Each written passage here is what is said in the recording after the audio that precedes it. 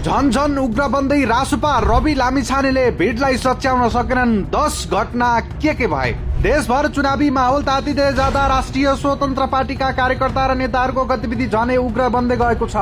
सभापति रवि लामिछाने र वरिष्ठ नेता बालेन्द्र शाहका उत्तेजक भाषणपछि कार्यकर्ताहरू असहिष्णु तरिकाले आक्रामक र अराजक शैलीमा प्रस्तुत हुन थालेका छन्। हुँदा उम्मेद्वारहरू नै अराजक प्रस्तुति दिन थालेका छन्। पछिल्ला दिनमा देशका विभिन्न जिल्लामा देखिएका कम्तीमा 10 वटा घटनाले रासुपाको चुनावी अभियान विवादको केन्द्रमा पुगेको छ। नम्बर 1, दाङमा एमालेको झण्डा जलाइयो। दाङको तुलसीपुरमा रासपा कार्यकर्ताले एमालेको झण्डा जलाएपछि तनावको अवस्था सिर्जना भयो। सडकमा घण्टी बजाउँदै बसेका कार्यकर्ताले एमाले र पार्टी अध्यक्ष केपी शर्मा ओली विरुद्ध अमर्यादित नाराबाजी गरे। सामाजिक सञ्जालमा भिडियो भाइरल भएपछि राजनीतिक वृत्तमा व्यापक आलोचना भयो। नम्बर 2, अछाममा आमसभा भिथोल्ने प्रयास। अछाम क्षेत्र नम्बर 1 मा नेकपाका उम्मेद्वार भीम बहादुर रावलको चुनावी सभामा रासपा कार्यकर्ताले घण्टी बजाउँदै हुलदंगा गर्ने प्रयास गरे।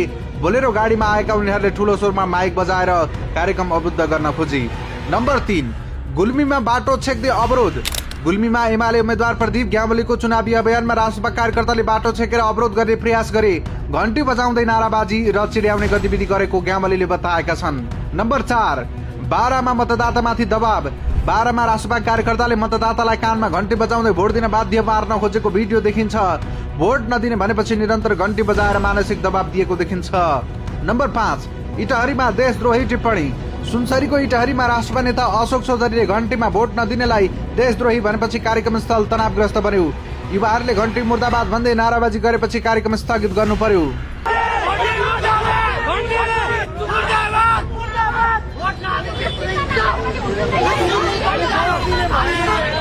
राष्ट्रिय स्वतन्त्र पार्टीले यो चुनावमा 2/3 मागिरहेको छ। यदि तपाईले परिवर्तन आवश्यक ठान्नु भएको छ भने 2/3 पुर्याउन तपाईँ पनि लाग्नुहोस्। राष्ट्रिय स्वतन्त्र पार्टी लागेको छ। यदि तपाईँ लाग्नुहुन्न भने एक भन्दा बढी के अरे तपाईँको अस्थिर सरकार चाहिराख्नु भएको छ। तपाईँ देश विरोधी हो। देशका निम्ति तपाईँ सचेत हुनुपर्छ। नम्बर 6, सर्लाहीमा आत्मदाहको धम्की। सर्लाही 4 मा रासपाका उम्मेद्वार अमरेश कुमार सिंहले चुनाव नजिते आत्मदाह गर्ने भन्दै मतदातामाथि भावनात्मक अभिव्यक्ति दिइरहेका छन्। बालेन्द्र शाह प्रधानमन्त्री नभए आत्मदाह गर्ने उनले यसअघि नै सार्वजनिक मञ्चबाट घोषणा गरिसकेका छन्, जसको व्यापक आलोचना भइरहेको छ। कल्पना नभएको कुरा तपाईँ प्रश्न गर्नु छ। कल्पना गरिदिनुहोस् न। बालेन्द्र प्रधानमन्त्री भएन भने मात्रमा आत्मदाह गर्छ। बालेन्द्र प्रधानमन्त्री भएन भने म त्यसको लागि बोलेको छु, आफ्नो लागि के बोलेको छैन। आफ्नो हारे भने जनताको स्वीकार गर्छु। जनताको अधिकार हो नि, जनता मेरो मालिक हो। नम्बर 7, ललितपुरमा मतदातामाथि अपमानजनक शब्द। ललितपुर 2 का उम्मेद्वार जगदीश खरेलले आफूलाई प्रश्न गर्ने मतदातालाई हनुमानको संज्ञा दिन अपमान गरे। सहन नसक्ने प्रवृत्तिले रासपाको छवि झनै बिग्रियो। तपाईँ 45 वर्षदेखि कुनै पार्टीको एउटा हनुमान बनेर आज तपाईँ आरोप लगाउने होइन। हनुमान तपाईहरुलाई शहीदले कसरी सम्झेला? शहीद छोरछोरी सम्झिनुस् न।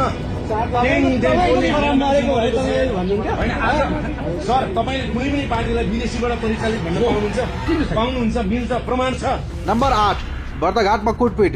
नवलपरासीको बर्दघाटमा माओवादी उम्मेद्वार र रासपा कार्यकर्ता बीच कुटपिट भयो। यस घटनामा उम्मेद्वार सहित 4 जना घाइते भए पनि 4 जना पक्राउ परे।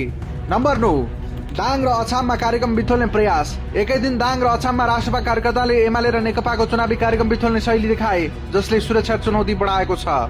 नम्बर 10, उत्तेजक भाषण र स्टन्टबाजी। रवि लामिछाने र बालेन्द्र शाहका उत्तेजक भाषण र विपक्षीलाई सिध्याउनु पर्ने जस्ता अभिव्यक्तिले कार्यकर्तामा आक्रामकता बढाएको विश्लेषण भइरहेको छ। नेताहरूले संयमता अपनाउन नसक्दा कार्यकर्ता झनै उग्र बन्दै गएका छन्। यी घटनाले रासपाको चुनावी अभियान हिंसात्मक र अराजक दिशातर्फ मोडिएको संकेत गरेको छ। लोकतान्त्रिक प्रतिस्पर्धामा विचार र कार्यक्रमका आधारमा मत माग्नु पर्नेमा डर, धम्की र दबावको राजनीति हावी हुँदै गएको छ। नागरिक समाज, अन्य राजनीतिक दल र निर्वाचन आयोगले गम्भीर चिन्ता व्यक्त गरेका छन्। समयमै नेतृत्वले कार्यकर्तालाई अनुशासनमा राख्न नसके चुनावी वातावरण थप बिग्रने जोखिम बढ्दै गएको छ।